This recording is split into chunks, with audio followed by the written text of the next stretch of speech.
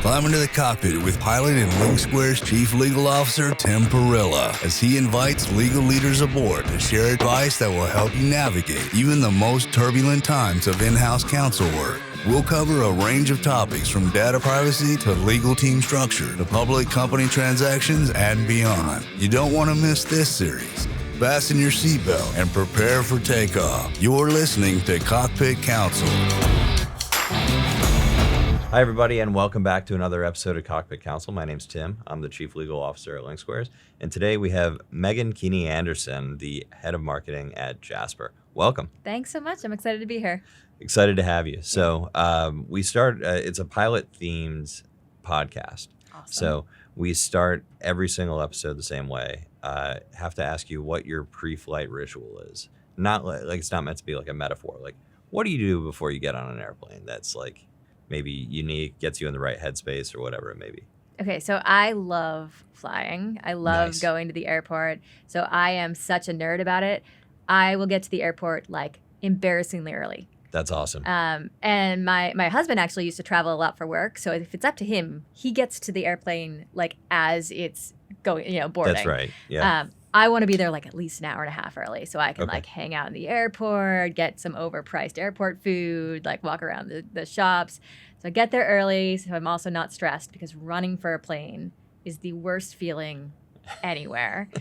And then it's just like, I also really like flying alone because it's like your headphones and thoughts and music and no meetings. It's like, I think I am more creative when I'm up in an airplane. And I've had like my best breakthroughs there. That's awesome. Yeah. That's awesome. Have you ever been in a small plane? I have not been on a small plane. Again, my husband has. He's been in some he was in like a close call on a small plane that we told a bunch of stories around where the pilot like actually instructed them on how to put on the parachutes. Oh my gosh. So that's probably as close as I need to get. Okay. Yeah, that's probably a pretty scary pretty scary thing. Are you a pilot? I am. Yeah. So I fly smaller planes, both single and multi-engine planes. Really enjoy it. I've been doing it for a number of years, and it's just a great time. And for me, it's a very different way of doing something. It's a different way of thinking. Very different than what I do day in and day out. Right. So then when you fly commercial, do you is it not fun for you because you want to be up in the seat, or is it, a different experience? It's a little bit of a different experience. I don't know that I necessarily would want to be in the front seat of one of those. But I usually just take the opportunity to sleep or I stare out the window. Fair enough. That's what made me start flying. I was actually afraid to fly, and I had to start flying more for work. Huh. And so I didn't like being afraid of flying. And so I started to take some lessons to try to get over that. And sort of as soon as that fear went away, it really just led to this world of excitement and adventure. Yeah, that's incredible. So I kept up with it. And so now, now when I'm on a commercial airliner, I'm very relaxed. And but between wanting to get over the fear of flying and wanting to be able to see the incredible views from the front of the plane, I just kept going with it and never really looked back. So it's pretty awesome. I'm still learning, still going for more certifications and learning how to fly different types of planes. So it's a really good time. I love it. I feel like this is a rare trait to pick your hobbies based on what scares you the most. Usually people are just like, I'm going to stay over here. Like, this is my realm. And you're just like, no, I'll go right to the thing that scares me. It's cool. Yeah.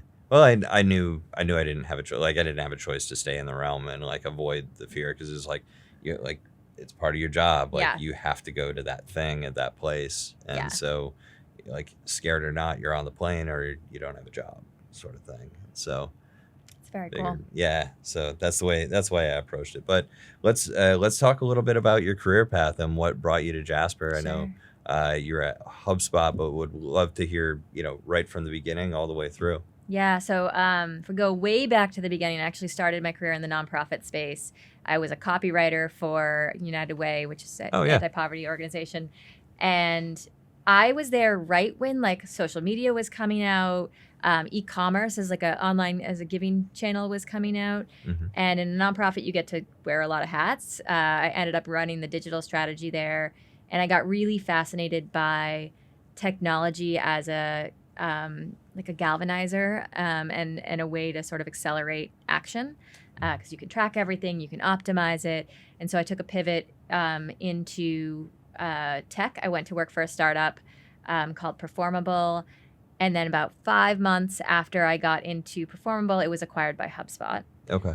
And so I spent almost a decade of my career at HubSpot. I really got to see it go through a lot of changes, went from a single product company to multi-product, private to public, North Am to global. And I felt like I lived a lot of lives there from a marketing standpoint.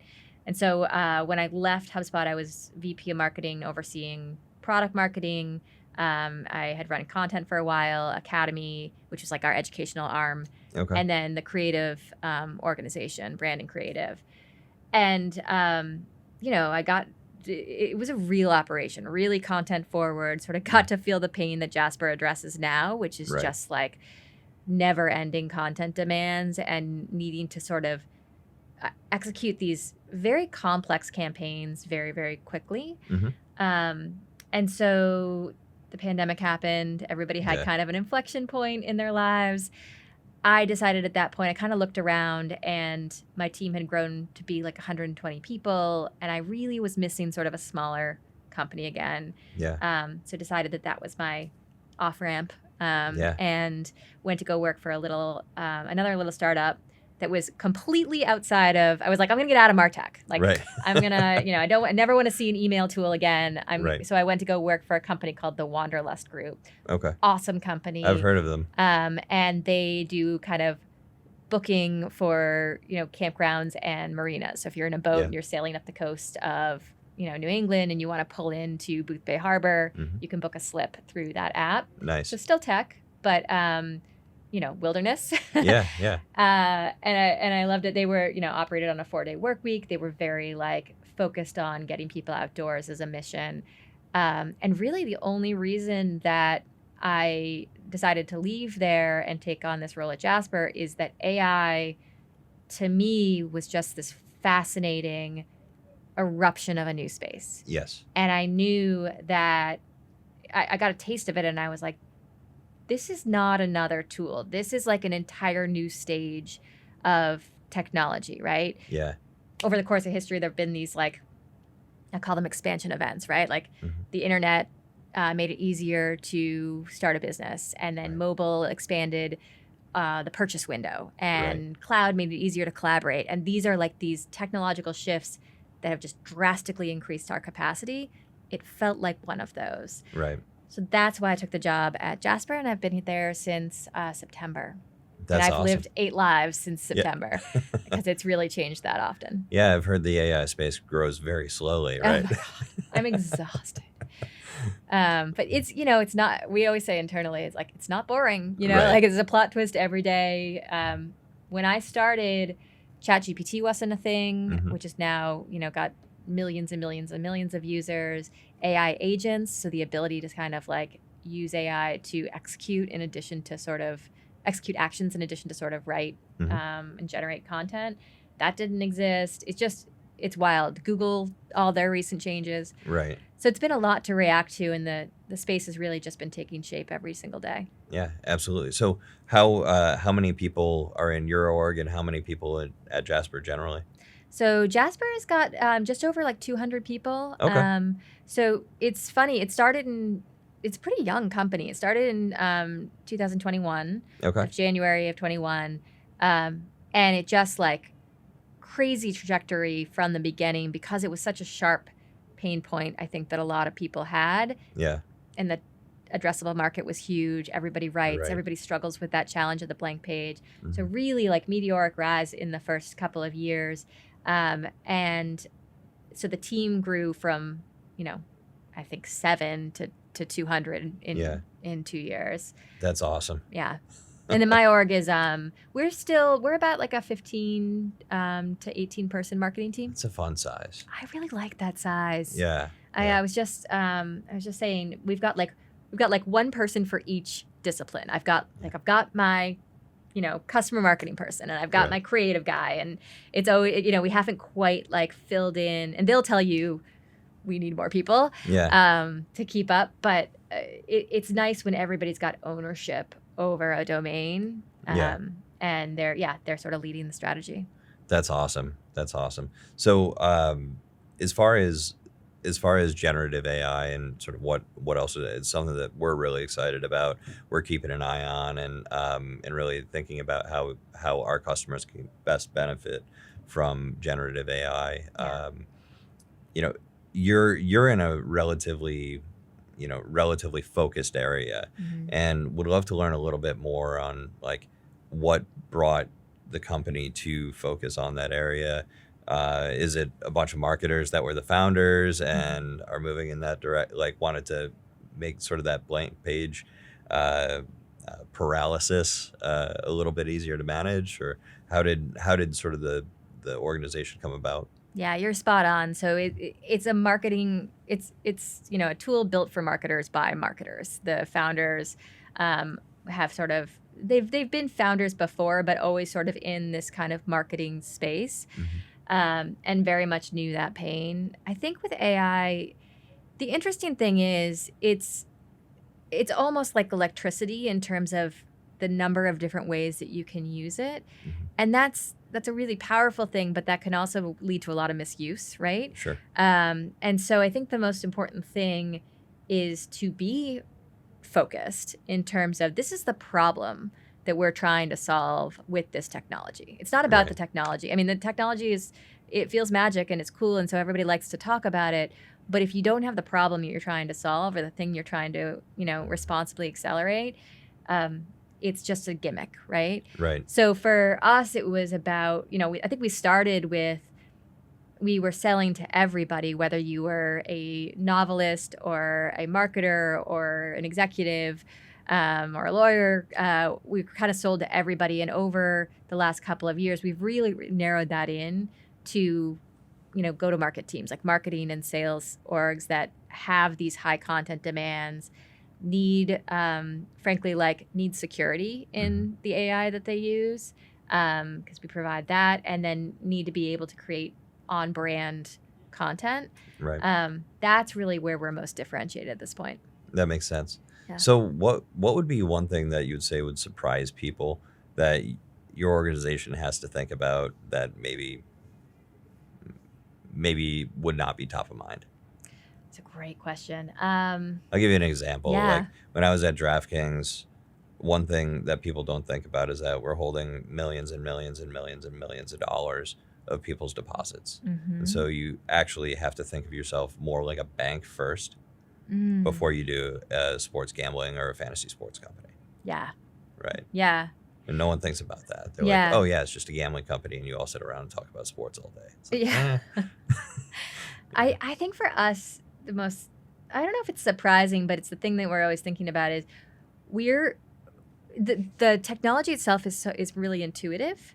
So we're actually almost telling people to like slow down in their use of it. Yeah. So most companies, it's like, market the product, use the product as much as possible. And we're kind of trying to educate our users, like, you can do a lot of stuff with this, but let's talk about how you set standards for use within your company, how you use it well. And maybe that means that you only focus on this one use case to begin with, and then you expand out later on. Yeah. So it's funny that like we're sometimes the ones tapping the brakes a little bit. Right. I think that's interesting. The other thing is we're kind of encouraging people to not log into Jasper and instead use like the extension to just call up Jasper wherever you're creating online. Right. So like we don't measure things like weekly active users inside the app.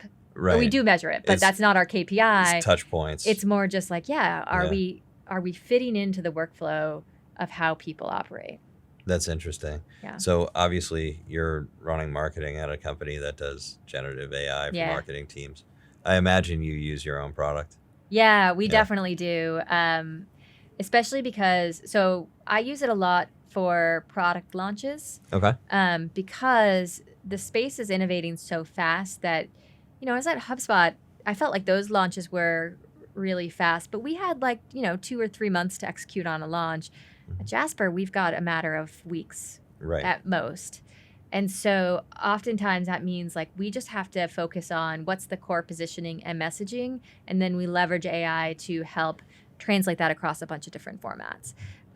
So we use it there. I personally use it for, I kind of use it for brainstorming and research when I'm writing things. And then there are types of writing that I use it for and types that I don't, right? Okay. So if I'm writing a speech that I'm going to give, I won't use AI for that because I want it to be, I kind of am excited about that writing and I don't need the help there. But if I'm writing an internal memo or emails or, summarizing meeting notes, I use it all the time for those. Okay. So. Have you found that any of your customers are using it outside of marketing? Yeah, certainly. I mean, we always start in marketing and then we always find out that the sales reps have glommed on because they use it for their nurturing flows. It's a great tool in email. We have found that customer success teams like to use it when they're, again, anywhere where you have a lot of communication, a lot of help documentation to write, and help documentation changes all the time. Yeah. So keeping up with that demand. It's really the front office that's gotten the most use out of Jasper in particular. Okay. That makes a ton of sense. Yeah. So when you're at an organization that has a ton of people with obviously outstanding marketing background, are you pretty involved in sort of the directionally, at least, the product roadmap? Yeah, so our product team is led by a guy named Jeremy Crane, and he's awesome. He's really told his whole team, product and engineers, that their customer is sitting inside the company. Yeah, your customer zero. Right, exactly. Yeah. So we have a bunch of Slack rooms where they'll ask us for feedback. They'll kind of shadow how we're operating when we have run into, if we're not using the product for any reason, a new feature, they'll kind of dig into why that is. Yeah. Were we just lazy and didn't learn it, or is there a barrier there? Yeah. So yeah, I think the relationship between marketing and product has been really strong. And that makes work, to me, that's a big piece of making work fun too. Yeah, absolutely. That's the same thing for my org here, running the legal function at a legal tech company. Yeah. It's pretty cool to have that feedback loop and be able to help articulate the problem. That's when I think about my role in working with the product teams here, my team's role in working with the product team here is really articulating the problem. Yeah. Right. And letting that team come up with the right solution for it. Right. Because more often than not, if I tried to solve some of the problems that we present to these people, it would probably not be the best outcome. So yeah, that's fun though, providing that visibility and really getting an understanding of all parts of the organization because you are the customer. Yeah, that's really cool. Yeah. So maybe shifting gears just a little bit, let's talk about working with the legal team. Yeah. And one of the things that I really love talking to other folks about, particularly non-lawyers, is what can lawyers do better? Or maybe stated a little bit differently. Tell me a little bit about lawyers that you've worked really well with, and a little bit about lawyers that maybe you didn't work so well with. Yeah. Or legal departments, right? Yeah. So it's funny, the 2 times that I've had kind of in-house counsel at companies, I just got really lucky. I have loved both at HubSpot and at Jasper. I sort of love our in-house counsel. The times that I've had tough times with sort of legal counterparts, it's actually been when they're sort of out of house and they don't have that relationship, right? Outhouse counsel. Yes, exactly. Outhouse. Is that the formal name? Yeah. It's a little tongue in cheek. Yeah. And so I think the relationship matters a lot.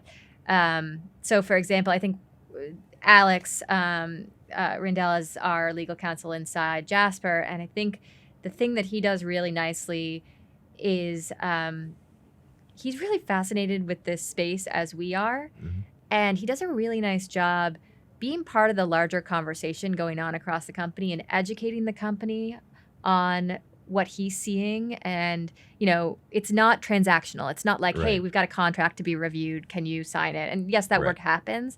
But in addition to that, he's doing a really nice job talking with the company around like, hey, there was a hearing the other day that has an impact on our work. Like, here's what it means. Here's how I'm thinking about it. What are you guys seeing? How do we then coach our customers on that? And so it really feels like I've got an elective in law, and I'm learning on the job about how to view these developing issues in AI, right? Right. And once you have that, like, I think if you've got that kind of relationship where you're learning from each other and it goes both ways, he's asking us questions about how important things are to us and not, then you guys can tackle anything together. Then it's like, okay, if Alex then tells me tomorrow that I've got to make a change on the website because it's crossing into an area that's, that we're not legally comfortable with, I have that trust to be like, of course, and it doesn't feel like a hassle, and I understand where it's coming from. Yeah, I think there's a lot to be said for the teaching aspect and explanatory aspect, going both ways, right? So a lot of times, particularly those attorneys that are new to in-house, they come in and maybe are a little bit hesitant to reveal how much they really don't know. Yeah. Practicing law in this capacity is very much a fact-based environment. Yeah. And you don't always have a clear answer. Sometimes you do. You're like, don't do that illegal thing. Yeah. All right. Like that's pretty clear, but it's usually Stop not that clear. Yeah. Right. Yeah. It's usually like, well, it could kind of go either way. And so like being able to have a true partner to learn the business and learn the perspective of, what are you trying to do, I think is really, really helpful for lawyers to focus on as they, grow their in-house career. I think that's a really good point. And I also think that like having an opinion and having the right answer are sort of like very different things. And the way that I love having conversations, with Alex, for example, where he's like, all right, here's what we know. Here's how I think about it at this stage. But these are the trade-offs to that way of thinking about it and the risks to that way of thinking about it. Right. And I may, and things may evolve and I may not know. And I never hold him accountable to like every, last decimal point of what he lays out. But I do think that just a little hair of direction or opinion or really a framing of how to think about it is better than just saying, I don't have an opinion. These are the, these are the pathways. Yeah. And I think that, the company is obviously very forgiving if we're wrong somewhere and we have to backtrack or change our point of view. Like, you don't have to be right, but giving people a way to think about things, I think, is the job. Yeah, absolutely. One of the things that it's interesting that you say that, because most of the tech executives that I know that I've talked to on Cockpit, Counsel, and elsewhere, there's a meaningful change that's happened from maybe, from when I started my career in-house, Mm-hmm. where it's simply not enough to just lay pathways in front of people and sit there and be like, listen, it's a business decision, and be hands off. Yeah. It's like, well, have an opinion, right? Yeah. Operate with conviction and be a part of the team. It's really hard to actually be a part of the team or view somebody as part of the team if they don't have an opinion, especially They've got when no skin in the operating at game. that executive level. Yeah. Yeah, exactly. Like, okay, so you're just going to sit there and not have an opinion, and then no matter which way it goes, You're still milquetoast. Yeah. Yeah, exactly. What do you think led to that shift? I think it was, honestly, executives just getting tired of it. Yeah. Like, what am I paying you for? Yeah. You're like, you just told me maybe. Yeah. And then I asked you a whole bunch of questions and hoping to get some answers. Yeah. And I don't have any. I have no directional clarity. Yeah. You answered the questions that I had. you didn't give me any perspective though. Yeah. And from the lawyer, so from the executive's perspective, they're like, I need more than that. Yeah. And I think oftentimes what that comes from is people aren't asking the right questions. And so as a lawyer, to sit there and just answer the questions and then That's insightful. Yeah. lay things out according to those answers is not really helpful. Yeah. Right? It's about answering, like helping to solve the problem that the questions are trying to solve. Yeah. Right? It's like you're asking the wrong question, or you're not thinking about this in the right way to get the legal guidance that you need. Yeah. Right? And so like I think the only way that you're able to do that is if you have a more intimate understanding of the business itself and what the business objectives actually are. Yeah, exactly right. I Yeah, mean, it's perspectives, not answers. that's exactly right. But just that little bit of perspective does help put you on footing. Even if you may decide you disagree with that perspective, Right. but then you're going into that counter point of view with full knowledge of, what you're going against. Yeah. Yeah, no, I really, it shifts the dynamic of the relationship a great deal, and makes them part of the, part of the conversation, a true like expert and informed piece of it. And just, yeah, there's trust in that. Yeah. Well, I haven't met Kevin. I would love to meet him, but I have met a couple of your attorneys and actually hired one of them who were on the HubSpot legal team. Oh, yeah? Yeah, and it's not surprising to me that you've had a great experience with those HubSpot legal folks. team was amazing. Yeah. I mean, again, it was like you see the company go through a lot of different stages. I think GDPR happened in the Yeah. middle of HubSpot's Gosh. growth while I was there. And it's, it's really like a partnership. There's a lot of work that has to happen, as the world changes and as kind of legal standards get firmed up. And so, yeah, I think the like active relationship there is key. And I always felt better when they were in the room, Yeah. rather than the other way around. Right. Because right. I just felt like I trusted them to be forthcoming and honest with me about like where the lines were, what the right, not just like the right legal direction, but the right kind of ethical direction was. Right. And I think, I think they built it wasn't just like any one person. They built a really strong culture of that at Yeah. HubSpot. Yeah. Absolutely. So if you had to tell a lawyer the best way to start to build a relationship with marketing executive or any other executive in the tech space, like what would be some of your words of wisdom? So I think the mistake that a lot of lawyers make when you're inside counsel is I think that I'm going to project here. So Yeah. your audience can tell me if I'm horribly wrong. But I think that they think that their subject matter is boring to people. Okay. And that they are hesitant to kind of like bring it up because it's just legal stuff, like. Yeah. And I think on the contrary, I would let in, the executives that you work with on the stuff that's fascinating you about the work at that moment, right? Because if you're able to captivate your peers, the other executives in the room on, changes in legal standards, something you're grappling with, something that you think the company is going to need to prepare for, the more you can kind of open that door and again, like enlighten them and bring them into your thought process, the better in terms of that relationship. And then I think everybody's better prepared to make those calls. Yep. For whatever reason, I think sometimes, there's a wall there where it's just like, I don't want to bother them with like all the legal details because they're like, they're detailed and in the weeds. But Right. I would say bother them, Yeah. talk about it, especially the areas that, you feel, less on steady ground with because you need help formulating that opinion.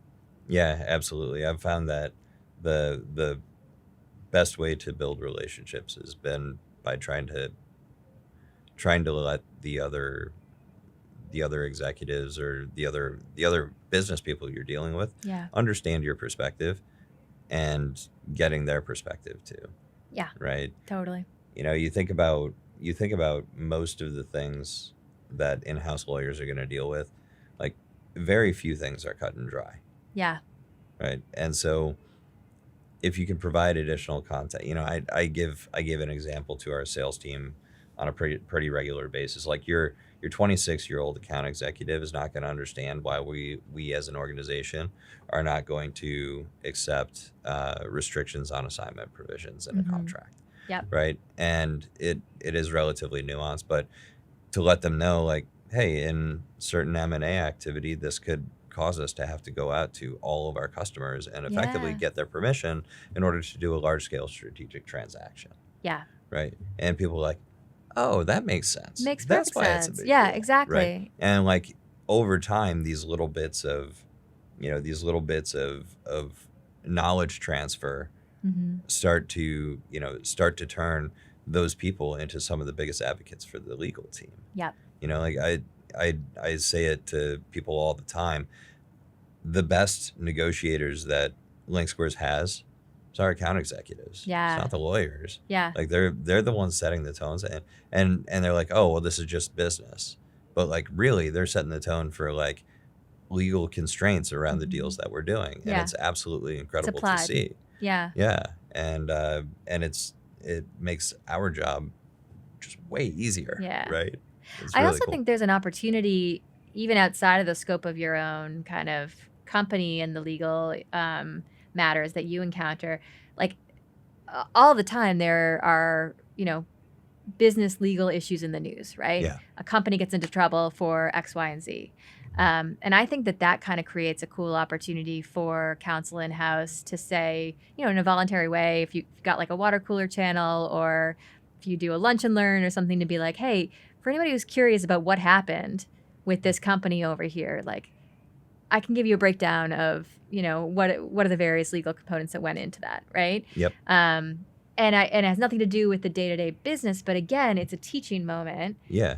And it gives your, everyone from your account execs all the way up to your executive team, it gives them like, oh yeah, like there's a knowledge wealth here that we are lucky enough to have inside our offices, right? Yeah, exactly. And it also provides a forum where you can talk with a little bit more nuance than perhaps what we see on Twitter or on the news, right? Yeah. The headlines. And you can really learn a lot about, I find most of the interesting like newsworthy articles usually come down to role of government, like at its most fundamental level. Like, is there an overstep, like on the political spectrum, whatever it may be? Is there an overstep here, there, or wherever? And then on sort of the business side, like the characterization of what's happened, right? Like so-and-so gets, like a lot of people get sued for a lot of things all the time. And some of it makes the news and some of it doesn't. And you start to think about, okay, why did this one make the news versus the other? Sometimes it's obvious, it's a brand. Yeah. Right. Meta got sued for something. Yeah. Yeah, exactly. It doesn't matter what they get sued for. Yeah. It's probably going to end up in the news somewhere. Yeah. Right. But like being able to talk, I think particularly with the executive team, like that's something that I try to do with our executive team, and same thing at DK. Talking about the different issues and what happens after you get sued. We lived it pretty meaningfully at DraftKings eventually, but like walking through with the executives, I think helps to give a little bit more comfort that like you're probably not just gonna like step outside the line and get shot in the head. Yeah.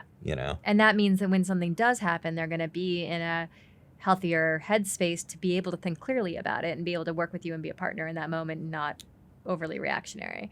That's exactly it. So yeah, I think all that stuff is worth doing. And I think that's advice for like any realm or professional, like be a professor within your own company as much as you can, whether you're a specialist that's sort of mid-level in the team or you're an executive overseeing a whole division. I think people underestimate how interested the rest of the company is in learning about what you do and how you think. Yeah, absolutely. So we touched a little bit on generative AI, and we've touched a little bit on legal issues. Obviously, really interesting emerging legal issue space with generative AI. Yeah. How is your company thinking about, some of the legal things that could come out of, Yeah. the advancement of the technology? How are you preparing? Any views on it? Yeah, we're totally preparing. It's we're living it, to be Yeah. honest. And I think the challenge right now with generative AI is it's such a new and ever changing space that the regulation has not caught up yet with where it is or where it's headed.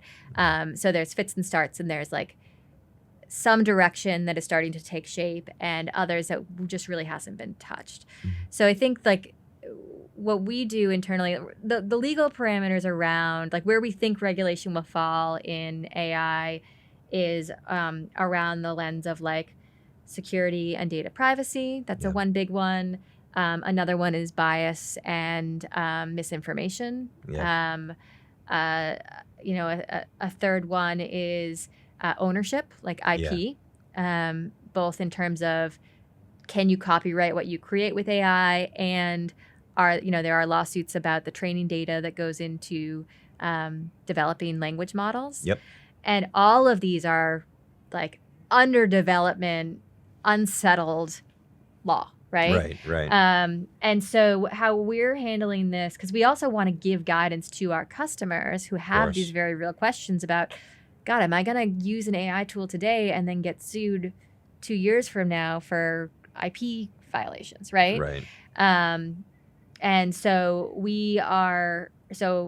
Alex, our counsel, and I, every time there is a hearing or a lawsuit or something in the space, he's consuming that. We're meeting regularly to understand like how is our guidance going to change in light of this, and what are the various ways this could go. So again, we can do the same thing to our customers and say, look, no one has answers yet. Here's how we'd think about it. Right? These are the various ways this could go. We feel like this for your business is most important to pay attention to. And so that's really what we're doing on a continuous basis is meeting, and we kind of put together statements, guidance on each one of these standards for our own business and how we operate and who we partner with based on our best assessment of where things are, and then preparedness for if that changes, right? Yep. So right now there's, a bunch of stuff around, how the models are trained is unsettled. But we're kind of prepared for whichever way that goes, right? And what it means to our end customer and who's, making sure that they're protected and all of that. Yeah. So it's just interesting. I mean, it's you could look at it all and be like, wow, that's a lot of like unsettled, unsettledness, and that's kind of scary and intimidating. But going back to your learning to fly example, you could also look at it the other way and say like, this is kind of a historic moment. Yeah. Where we're figuring out this is incredibly powerful technology and how we as a society want to use it. Right. And it's got weaknesses, and as a tool, it can be used to unlock incredible potential. Yep. Can also be used in negative ways. Sure. Just like anything else, just like the internet. Yeah. So we're trying to learn from history and predict the future while we're building the thing. Yeah. And that's interesting, Absolutely, it is. Are you involved in any like AI advocacy groups? Like I don't know if there's like an industry consortium where people are trying to influence any potential regulation, trying to steer it in a direction. Any industry standards groups that you all are trying to form? Anything interesting like that coming out? Informally, like we're all, we've got we talk. We got really strong partnerships with all the models, with I'm going to name drop a bunch of things right now, but like OpenAI and Anthropic and Google, and we're constantly talking with them. Yeah. And seeing how they're evolving kind of their standards and operating and making sure that fits well with us. Yeah. We're also talking a lot with, there are really good organizations around, fighting the inherent bias that's in AI. And so we're talking with a lot of the kind of leaders of those organizations to try to figure out, can we get to a point of explainable AI, or can we reduce bias that's found in AI? Right. but it's we're not kind of formally. We're still in like the information gathering stage. Yeah. We're not. We Jasper are not formally like lobbying or Right. anything like that. We're very much like scholars of, okay, this space is taking shape. We're going to act responsibly as it takes shape. We're going to make some choices internally based on our own ethics of what is right for this product. So, for example, we're filtering out certain queries, so you can't use Jasper for To certain you like commit harmful, crimes. yeah, Yeah. to help something you like like that. spread misinformation Yeah. or create political propaganda. Like those are all against our terms of use, and you get kicked off the platform for that. Okay. So we've kind of set our own standards internally. We're Mhm. checking those standards against the standards of our partners, Right. and then we're listening to customers, to organizations that are trying to counter some of the very clear blaring weak spots of AI too. Yeah, absolutely. That's a really interesting aspect. I know, and different, but fantasy sports had a lot of regulatory ambiguity in the minds of many. Early on as DraftKings and FanDuel were kind of really coming onto the scene, and that was, I think one of the most rewarding things about being a part of that journey was working with FanDuel. Mhm. While we were competitors and competed fiercely in the marketplace, that was one area where we didn't. Yeah. We recognized that creating a marketplace where we could compete fiercely was going to benefit not only us but any other folks who wanted to enter that marketplace. Yeah. And it was a ton of fun to get to know and work with a lot of people throughout the industry and have a hand in really shaping what is a new area of law. So Yeah. it's I'm jealous. I wish I were a part of what you all are doing and trying to make that happen. Yeah. No, I think it's really rich with different angles and different perspectives, and I think it's actually best to have a point of view that is has shape but is evolving, right? And Right. is open to as things change. I think the other bit unique challenge, and you might have experienced this in regulation at with FanDuel and everything, is different countries, right? And different governments are going to take regulation of AI differently. Yes. Italy shut off ChatGPT for a few months because they weren't comfortable with it. The UK is, I think, moving faster than the US is right now in terms of kind of the steps it's taking for assessing. Right. So that adds another layer of complexity. Yeah. Now Because you you've have got users from around the world. you have a patch where we dealt with it mostly on a state by state basis. Right. Right. And definitely internationally, but yeah, like, then you get this patchwork, and you fear that it becomes a race to the bottom, which just is not fun to deal with. But there's So. there's a reason for regulation. Like there's a Of course. reason, like all of this is about protecting people from harm, Yeah, right? consumer And protection. in consumer Yeah. protection, and so it's kind of like that's the balance, right? Like I think we have to keep in mind both, like it's tough to figure out, okay, a lot of times this can amount to keeping track of a lot of different things and jumping through some hoops and like things that feel like stymieing innovation. Yeah. And you forget that like this is for a purpose, right? Right. And it's when there's sort of a shared understanding and vision for building responsible product that Right. that betters people's lives and mitigates harm, and that these are all steps to do that. There's a lot of different ways to do that. Like that's when it can kind of come together and feel like a partnership. Yeah, exactly. And having that at the forefront of any sort of any regulatory change or regulatory promulgation, depending on what for, or even from a legislative perspective, I think is really important. Because you're right, you're in a business to put out something that is supposed to make people's lives better. Yeah. Right. And in a way that's not detrimental to others, right? It's not a zero. Innovation should not be a zero sum game. Correct. Right. Yeah. And so when you think about any advocacy side, or even just the way that you do thought leadership, and in the AI space in connection with your role, like that's I have to imagine that's a big part of how you're thinking about things. So Yeah, and it simplifies. We used to at HubSpot have anytime we had crisis response or kind of crisis comms that came about, we always had this like guiding principle. It was literally in the crisis response, like you pull out the manual, like alarm bells would go off. There's a crisis. You pull out the like, what do we do in event of a fire kind of manual book, and like right at the top it was like, this is our guiding principle, and That's awesome. every decision point, and it was always about like the customer and when in doubt, if it's customer versus like internal or employee happiness, like it's like you kind of create a hierarchy there, right? Mhm. And that it seemed like a simple and almost trite thing to be like to have like a vision statement there, but the number of times that we would bring it back up in the heat of a decision where like you have to take some financial harm in order to do the right thing for customers, like it helped to have that statement. It helped to have that touch point, because everybody's within a company, you're all good people, you're all trying to do the right thing, but again, in the heat of the moment, you just it can get lost, and it's important to have that as part of your sort of response and operating model, right?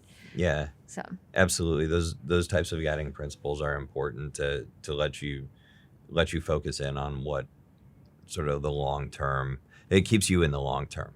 Yeah, Right. completely. Like temporary financial harm for the organization Yeah. is much better to endure than long-term harm to those that you're trying to serve. Yeah, and ultimately your brand, your company, your legacy. It's Yeah. that is the right. It always is those long-term versus short-term trade-offs. Yeah. And you need the reminder. Absolutely. So I think we've got at least a couple of questions coming out. Alyssa. Yeah, we do. All right. So there's one topic in here that we talk about a lot, which is building your own personal brand. We have a couple questions on that. One is, as a marketer, what advice do you have on personal branding, and how have you created your own personal brand?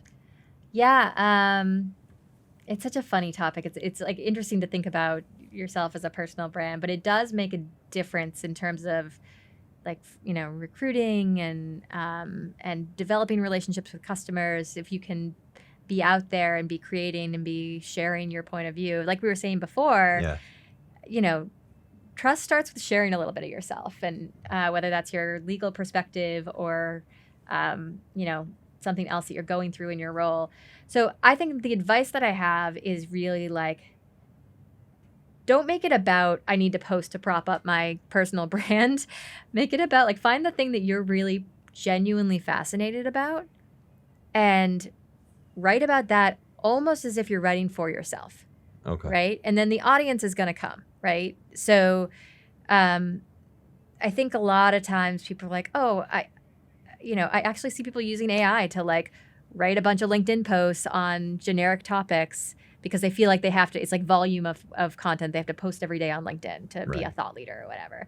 And I just think that's such a backwards way to do it, because your genuine interest in something is what's infectious, and it's what's going to pull people into you. And so find that, and then don't be afraid to post on it, even if it feels niche, because people will come. You'll find the ones that are going to connect with you on that. Yeah. That's a great answer. Okay, another one. Let's see.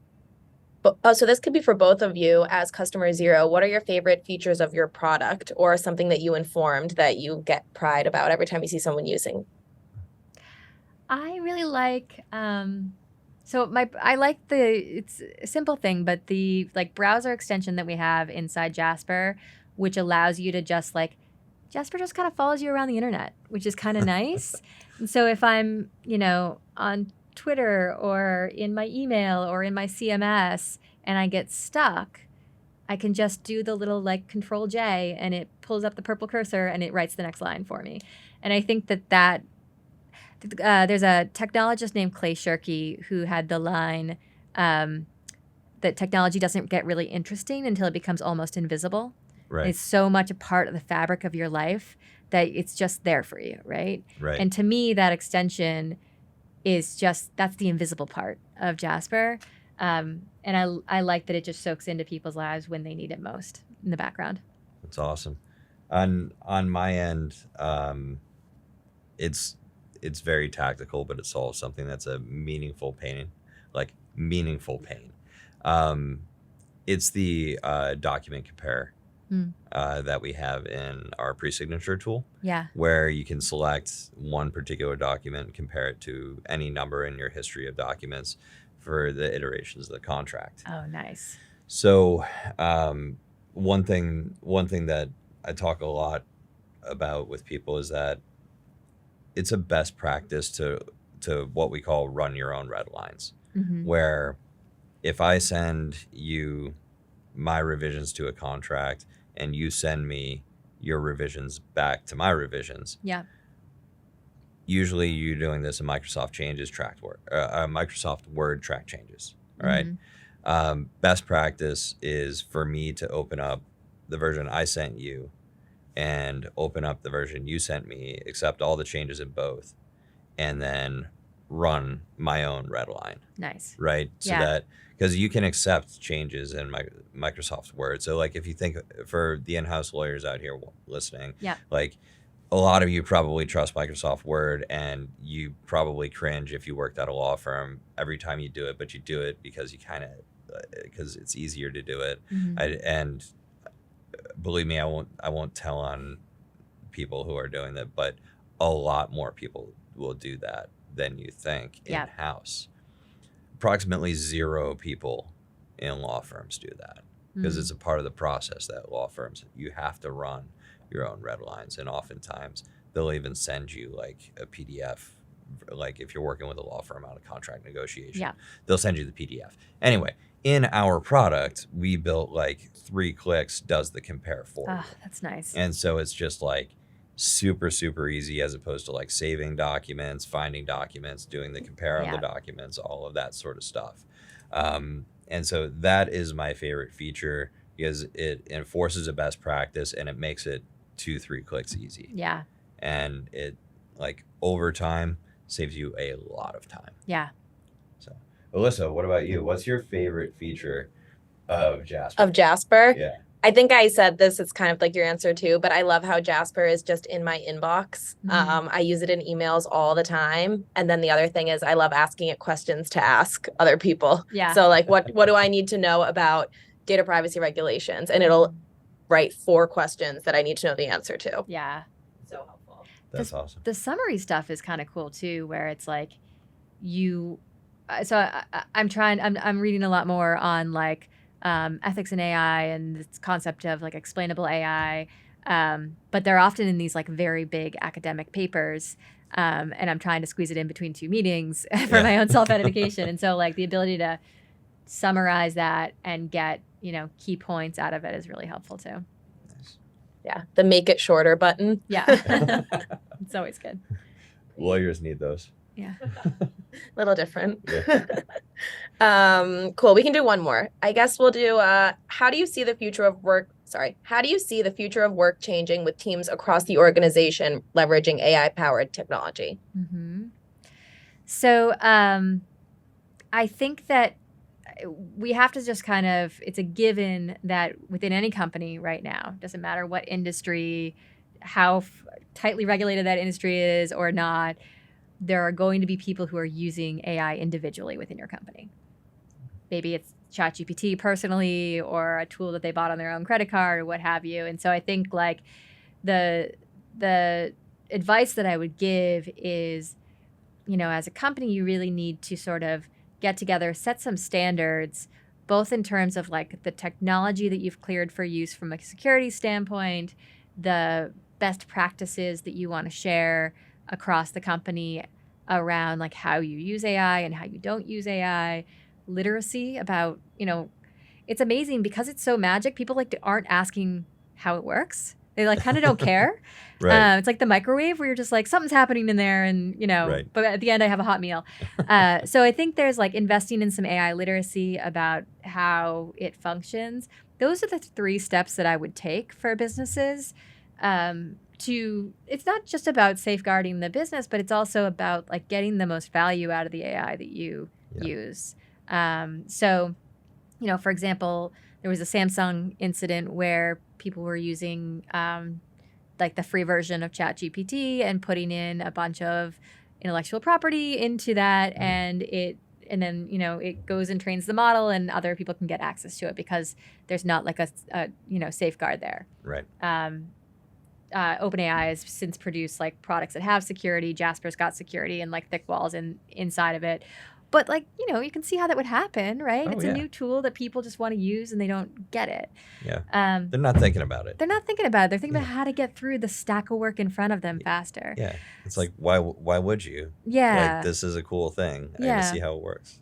So I think it's just about pulling together some standards, even if they're baseline for your company, and having that conversation. I was just talking with the CMO of VMware the other day, and they've done a really nice job of doing this. They already have like a standards document that they've shared across the company. They've got an AI council internally that's really kind of testing out new use cases. They've got recommendations. So yeah, dive in. I mean, but provide some guidance to your team. And I think that the legal team can actually play a good role in this too. Yeah, hopefully a fast roll. Right? Yeah. Try not to slow you all down too much. No, definitely. Awesome. Well, thanks so much for being here. This is an awesome conversation. Great to spend a little bit of time. And for those of you who tuned in, thanks so much. Really appreciate it. And give us a like, give us a follow on all the socials, and we will see you next time. Thanks. Thanks so much.